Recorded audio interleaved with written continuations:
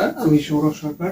আবার আমি একটা নতুন ভিডিও নিয়ে দ্য ব্রেক এডুকেশন হোমের তরফ থেকে আমি আবারও হাজির হয়েছি।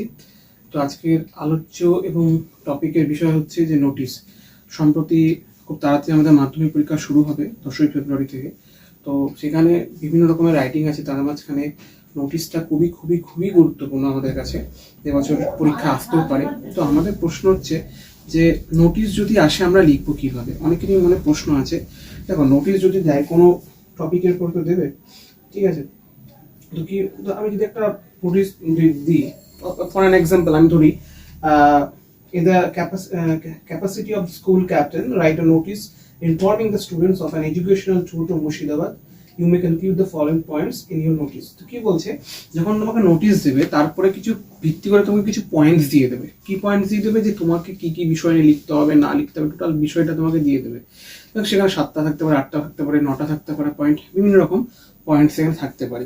তো আমি সেখানে কি করে লিখবো, ধরো তোমাদের স্কুলে একটা এডুকেশনাল ট্যুর অ্যারেঞ্জ করেছে, সেখানে স্কুল ট্যুরটা অ্যারেঞ্জ হবে কি করে বা কি করে কি না লিখবে, সেটাকে আজকে আমি একটা এক্সাম্পল দিয়ে বুঝিয়ে দিচ্ছি। তো আমি দেখাচ্ছি, দেখো প্রথমে কি করতে হবে, হেডিং, যে স্কুলের তরফ থেকে এডুকেশনাল ট্যুরটা অ্যারেঞ্জ করা হবে তাকে কি করতে হবে, সেখানে নাম লিখতে হবে, স্কুলটার নাম। আমি XYZ স্কুল একটা কারণ লিখেছি, যেহেতু প্রচুর স্কুল হয়েছে, তো সুতরাং বিভিন্ন স্কুলে যারা যে স্কুল থেকে যে স্টুডেন্টসরা বিলং করো তারা কি করবে, নিজের স্কুলটা নাম লিখবে, অর্থাৎ XYZ স্কুলের জায়গায় নিজের স্কুলের নামটা লিখবে। তার নিচে হেডিং করবে নোটিশ। নোটিশ মানে হচ্ছে যে বিষয়, মানে নোটিশটা যেহেতু তোমরা ইস্যু করছো, সুতরাং এই নোটিশটা তোমরা এখানে লিখবে। তারপরে দেখো লেখা আছে সাবজেক্ট মানে কি, যে বিষয়ে তোমরা নোটিশটা ইস্যু করতে চাইছো।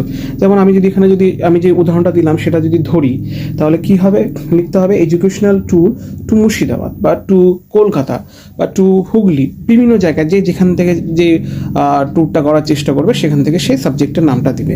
তারপর ডান দিকে দেখো যেই তারিখে ইস্যু করা হয়েছে, ঠিক আছে। যেমন ধরো আমি আজকের ডেট দিলাম 3/2/2025, এই তারিখে যেহেতু আমি লিখছি, সুতরাং এই তারিখে আমি ইস্যুটা করলাম, ঠিক আছে।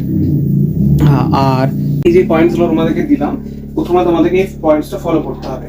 তারপরে যদি আমি সেই বিষয়টা নিয়ে বলতে চাই, তাহলে কি করতে হবে, যে তুমি যেহেতু ইনস্টিটিউশনের যিনি করছেন, ট্যুরটা অ্যারেঞ্জ করছেন, তাই কি করতে হবে, যে আমাদেরকে ছাত্রদেরকে জানাতে হবে যে আমরা এই তারিখে একটা সমস্ত ক্লাসগুলো মেনশন করে দেবে, বা কোন স্টুডেন্টরা যেতে পারে, স্টুডেন্টসরা যেতে পারবে কিনা, বিভিন্ন দিক দিয়ে যে জিনিসগুলো আছে সেগুলো তোমরা মেনশন করে দেবে, বা কোন ক্লাস হবে সেই ক্লাসগুলো মেনশন করে দেবে, যে এই ব্যাপারের জন্য এই ক্ষেত্রে আমরা একটা ট্যুর অ্যারেঞ্জ করছি।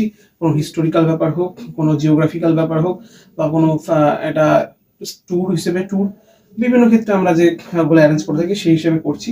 তো সুতরাং তোমাকে লিখতে হবে ভেতরে যে আমরা এই স্কুল থেকে অ্যারেঞ্জ করছি, মানে টোটাল টপিকটা তোমাকে গুছিয়ে লিখতে হবে। প্রথমে যে লিখছে সে বলতে হবে সমস্ত ছাত্রছাত্রীকে এই মর্মে জানানো হচ্ছে যে আমরা এত তারিখে একটা স্কুল ট্যুর অ্যারেঞ্জ করছি, আমরা এখানে যাচ্ছি, কি পার্সপেক্টিভে যাচ্ছি সেটা আমাকে লিখতে হবে, কখন যাবে সেটা তোমাকে লিখতে হবে, কিসের মাধ্যমে তোমরা যাবে এবং কারা কারা যাবে সেটা তোমাকে ইনফর্ম করতে হবে।